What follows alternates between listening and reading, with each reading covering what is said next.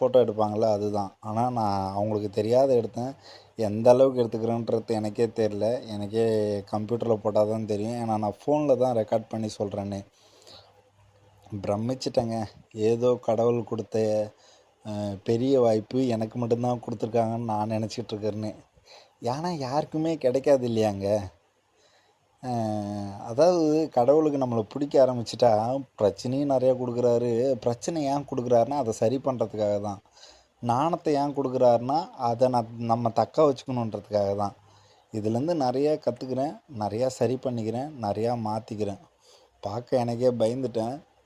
எனக்கு இருந்தாலும் அடுத்த வர வீடியோ அதை நான் எப்படி சொல்ல போகிறேன்ற ஆச்சரியம் மட்டும்தான் எனக்குள்ளார இருக்குது.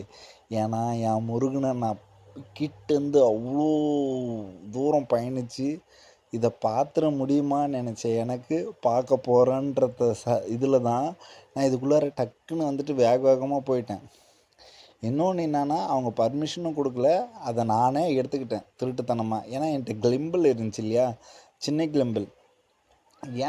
ஏன் வந்து உண்மையை சொல்கிறேன்னா நான் உண்மையாக இருக்கணும்னு நினைக்கிறேன். இதில் அந்த ஆமை இருந்துச்சு, பெரிய ஆமை. அதை எடுத்துருக்கேன்னான்னு தெரில. அதில் நிறையா பேர் காசு போட்டிருந்தாங்க. அங்கே ஆள் இருந்தாங்க, எடுக்கலை பழக்குது நான். இங்கேயும் ஆமை தான் இருந்துச்சு. பெரிய பெரிய பாம்புங்க, நிறைய பாம்பு. வெள்ளை நாகத்தை பார்த்தேன், பியூட்டிஃபுல். அது ஆமையை எடுத்துருக்கறனான்னு தெரில, காட்ட முடியல என்னால். அதனால தான் மன்னிச்சிக்குங்க. ஆனால் நீங்களாம் போகக்குள்ளே யாரோ ஒருத்தவங்க பார்த்துருந்தா கூட, ஆனால் இந்த வீடியோ யாரோ ஒருத்தவங்க பார்த்தா கூட அதை பார்க்கக்குள்ளே இதை தான் அவன் சொன்னான்றது உங்களுக்கு தெரியும். மெயின் எனக்கு கடவுள் கிஃப்ட்டு கொடுத்துருக்காங்க. எனக்கு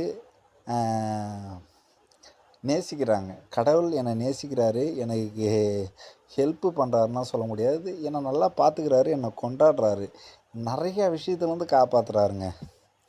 அப்பா எவ்வளோ விஷயம். அதனால் வந்து மறக்கவே முடியாது அதெல்லாம். டக்குன்னு வந்துட்டார். இன்னும் 4 நிமிஷம் தான் என்ன பேச போகிறேன்னு தெரில.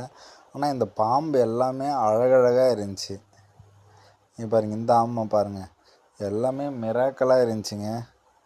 உங்களுக்கு எப்போனா வாய்ப்பு கிடைச்சதுன்னா இதெல்லாம் போய் பாருங்கள். செம அழகுங்க. அழகை வந்து நம்மளுக்கு கடவுள் ஃப்ரீயாக கொடுத்தாருன்னா அது இன்னும் அழகு தானே. நம்மளுக்கு வாங்கவே முடியாத ஒரு பொருள், அது பெரிய பொருள். இந்த ஆப்பிள் ஃபோனை கொடுங்க, என்னால் வாங்கவே முடியாது, அது ரொம்ப சிம்பிளாக கொடுத்துட்டாரு. லைஃப்பில் எல்லாமேங்க நம்ம வாங்க முடியாது, நம்ம அனுபவிக்க முடியாது, நம்மளால் ரசிக்க முடியாதுன்னெலாம் ஒன்றும் இல்லைங்க. அதுக்கு ப்ரெடிக்டபுளாக